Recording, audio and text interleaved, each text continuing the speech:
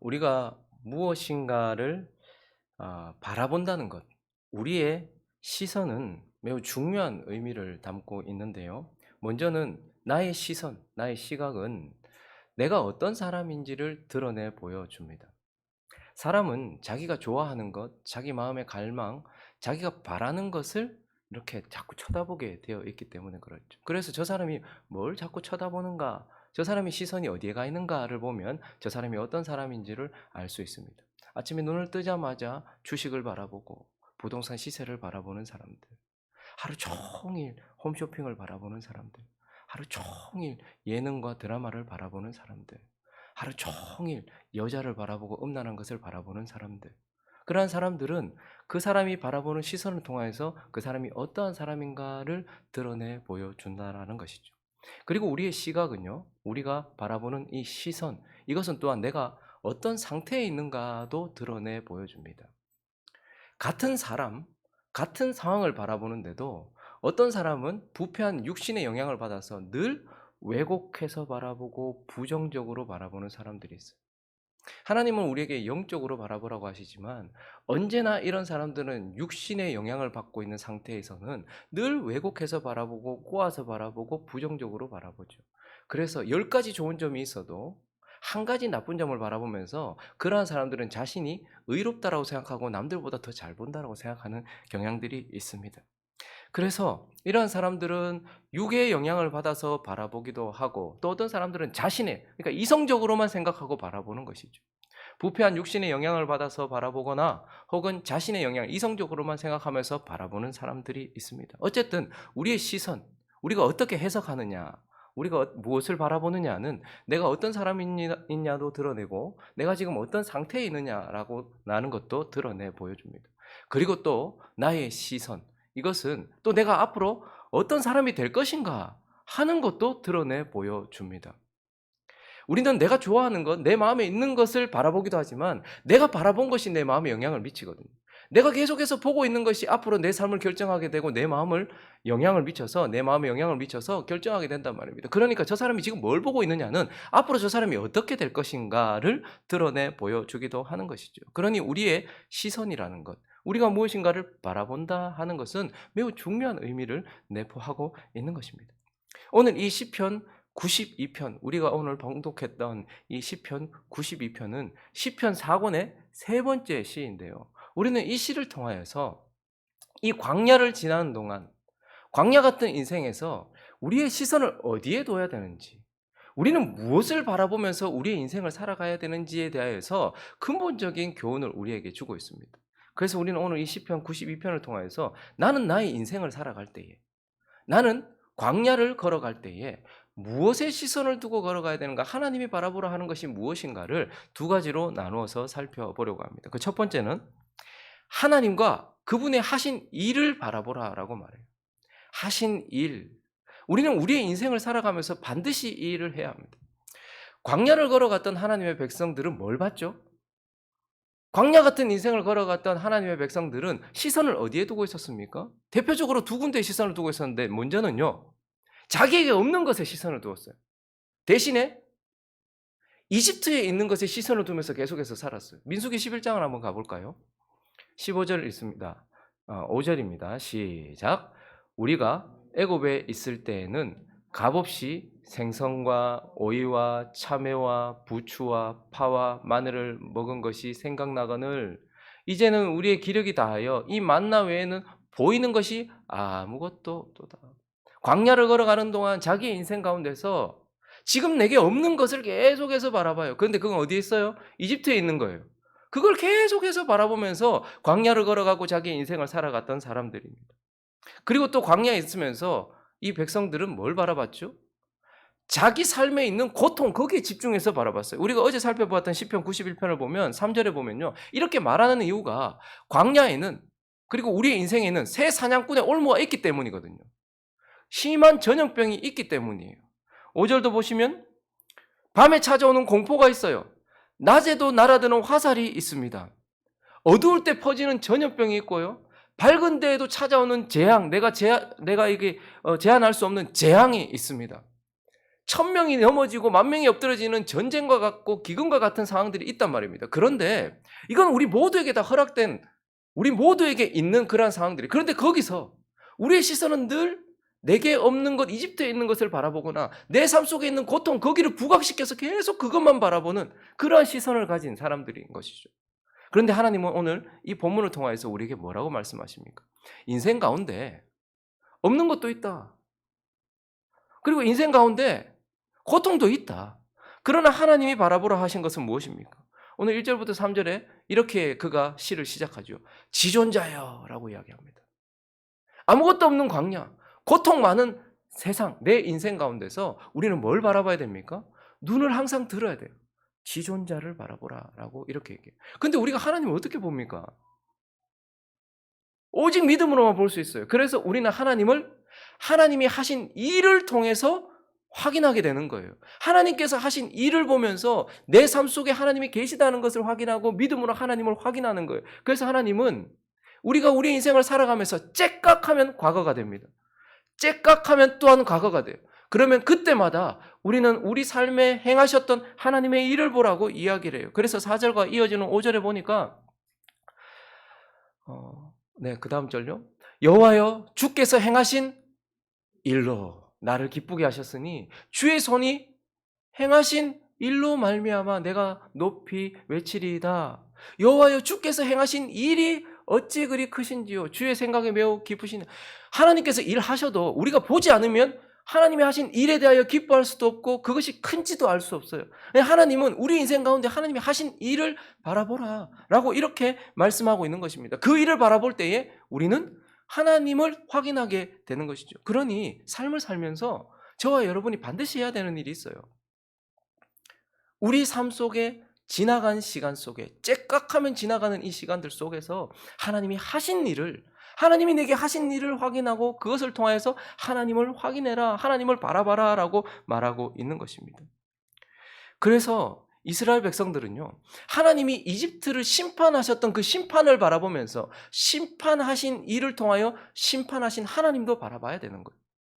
자꾸 이집트를 돌아봤거든요. 이스라엘 백성들이 광야에 있으면서 하나님이 나를 구원하셨기 때문에 나는 광야에 있는 거예요.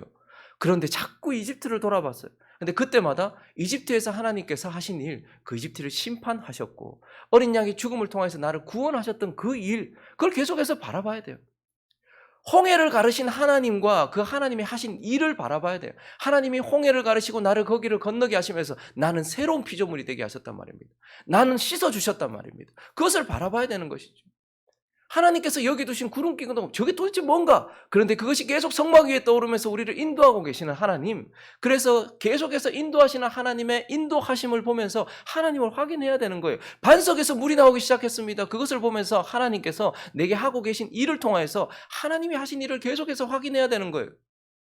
원망하듯 하나님께 외쳤던 그 말 속에서도 하나님은 만나와 메추라기를 주시면서 우리에게 하신 일, 그것을 계속해서 바라봐야 되는 것이에요. 나를 바라보면서 내 옷이 헤어지지 않는 거예요. 내 발이 부르트지 않는 거예요. 이것을 통해서 하나님이 지금 내 삶 속에 일하고 계시는구나. 이걸 계속해서 확인해야 된다. 우리는 우리의 인생을 걸어가면서, 광야를 걸어가면서 하나님과 하나님의 일을 확인해야 된다. 그래서 느헤미야가 9장 이렇게 이야기하고 있죠. 19절부터 21절 같이 읽습니다. 시작.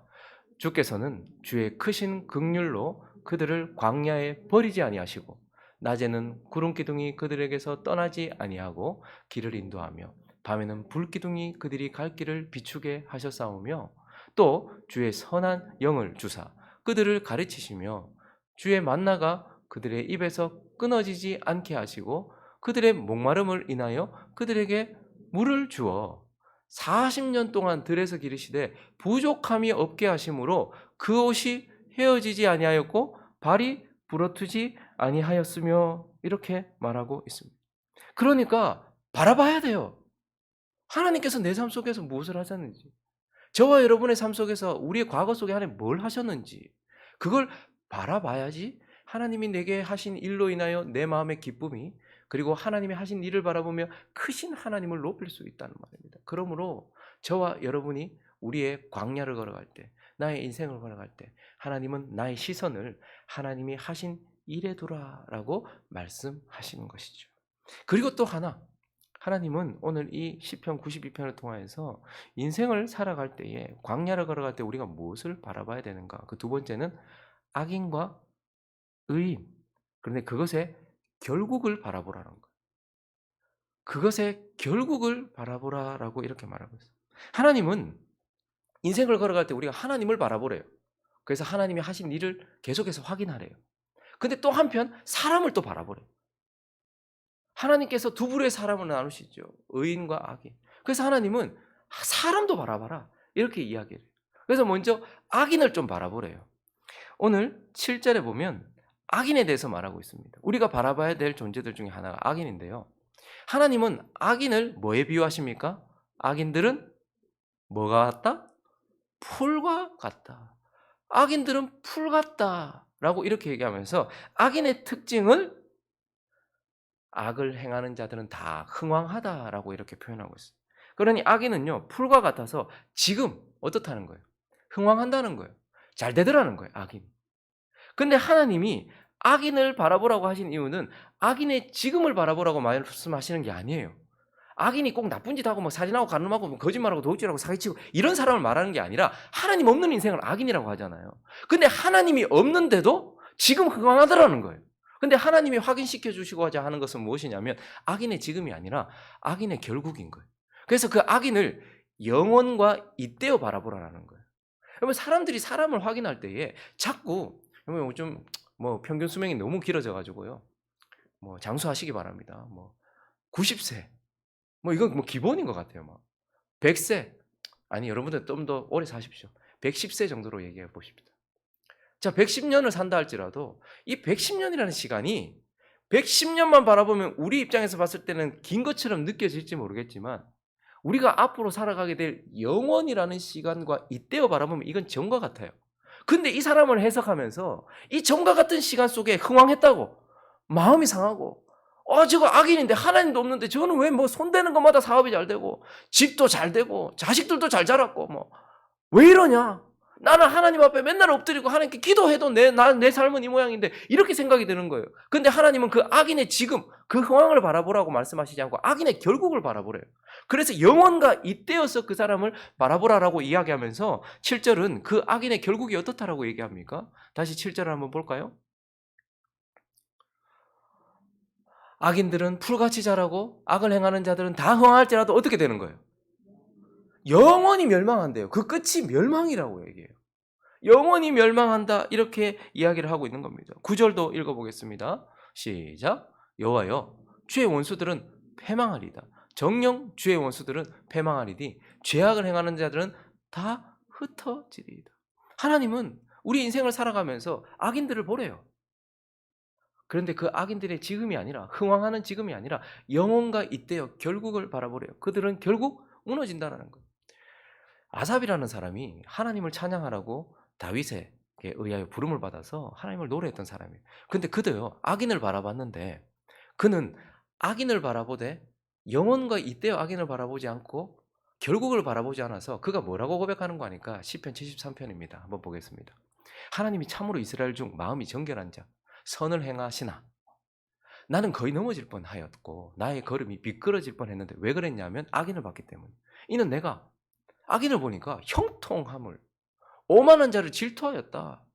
그들은 죽을 때에도 고통이 없고 그 힘이 강건하며 사람들이 당하는 고난이 그들에게는 없고 사람들이 당하는 재앙도 그들에게는 없나니 그러므로 그들이 교만해서 그들의 교만이 그들의 목걸이요 강포가 그들의 옷이며 살찜으로 그들의 눈이 솟아나며 그들의 소득은 마음의 소음보다 많으며 그들은 능욕하며 악하게 말하며 높은 데서 거만하게 말하며 그들의 입은 하늘에 두고 그들의 혀는 땅에 두루다니. 보니까 손대는 것마다 다 잘되고 나는 늘 하나님을 찬양한 너에게 부름받아 있는데도 나에게는 밤에 찾아오는 고통, 낮에 오는 화살, 나를 넘어뜨리려고 하는 새 사냥꾼의 올무, 재앙 이런 것들이 많은데 악인은 하나님이 없이 사는데도 불구하고 잘 되더라는 거예요. 자식도 잘 되고 죽을 때에도 고통이 없더라. 내가 끝까지 봤는데 죽을 때도 편안히 안녕하고 가더라는 거예요. 12절에 보니까 또 이렇게 얘기합니다. 볼지어다 이들은 악인들이라도 항상 평안하고 재물은 더욱 불어나는도다. 여러분 주변에 있는 사람들 없습니까? 저는 많이 보는데요. 그런데 그가 이것 때문에 "나 넘어질 뻔했다. 하나님 앞에 섭섭해 가지고 나 거의 실족했다." 이렇게 얘기해요. 그런데 그가 그다음부터 뭐라고 이야기하는가. 그다음 절부터 한번 볼까요? 17 절부터 보시면요. 하나님의 성소에 들어갈 때에야 그들의 종말을 내가 깨달았다. 하나님이 영원과 이때의 그 사람을 보여주셨고 그들의 결국을 내가 보았는데 주께서 참으로 그들을 미끄러운 곳에 두시면 내가 넘어질 뻔했는데 사실은 내가 아니고 그들을 미끄러운 곳에 두시며 파멸에 던지시니까 그들이 어찌하여 그리 갑자기 황폐하게 되었는가 놀랄 정도로 그들은 전멸하였다 이렇게 말하고 있는 것입니다. 그러니까 무엇을 본 거예요? 악인 그리고 그 악인의 결국을 영원과 잇대어서 살펴본 거예요. 여러분 주변에 악인들이 있으시죠? 악인들이 다 나쁜 사람이라는 거 말하는 게 아니에요. 하나님 없는 인생이 말하는 겁니다. 그런데요. 그분들이 100년을 110년을 아니 120년을 죽을 때까지 편안하게 살았다 할지라도 그건 영원이라는 시간과 잇대어 보면 찰나 같은 시간이에요. 그래서 하나님은 악인의 결국을 봐라. 영원한 멸망이다. 이렇게 얘기하면서 악인의 결국을 확인하게 하시는 거예요. 그리고 또 하나님께서 악인만 보라고 하지 않고 이번엔 뭘 보라고 하십니까? 의인도 보라고 하세요. 저 오늘 12절에 보니까 의인은 악인은 풀에 비유를 했는데 의인은 뭐에 비교하고 있습니까? 종려나무에 비유하고 있고 레바논의 백향목과 비유하고 있어요. 그러니까 의인은 이렇다라고 이렇게 얘기하는 거예요. 종려나무는 어떤 나무죠? 종려나무는요 생명의 상징인 나무예요. 종려나무라는 이름 안에 영어로 피닉스가 들어가거든요. 피닉스, 불사조. 그러니까 종려나무는요 생명력이 엄청 강해요. 잘라도 올라와요. 밑둥을 쳐도 올라와요. 심지어는 태워도요. 뿌리만 살아있으면 또다시 올라오는 거예요. 그러니까 여기다가 그래서 이 사람들이 종려나무 이름 붙여 피닉스, 불사조다. 생명의 상징이 종려나무예요. 그리고 또 종려나무는요. 승리의 상징이기도 해요. 종려나무가 보면요. 10m 이상 자라는데 왜 이렇게 야자수처럼 가지 이렇게 쫙 올라가면 여기는 가지가 없어요. 근데 맨 위에 우산처럼 쫙 퍼져가지고요. 이게 대추 야자나무거든요. 그러니까 우산처럼 쫙 퍼졌는데 이게 보면 꼭 불꽃놀이 퍼지듯이 그렇게 퍼져 있어요. 불꽃이 쫙 퍼지듯이 이렇게. 그러니까 승리 이런 것들이 상징이거든요. 그래서 왕이라고 예수님이 왕이라고 예루살렘에 입성하실 때 무슨 나무 가지를 흔들었죠? 종려나무 가지를 흔드는 거예요. 막 승리의 상징인 거예요. 그러니까 종려나무는 이 승리의 상징이기도 해요. 그런데 종려나무는 어쨌든 열매의 상징이기도 합니다.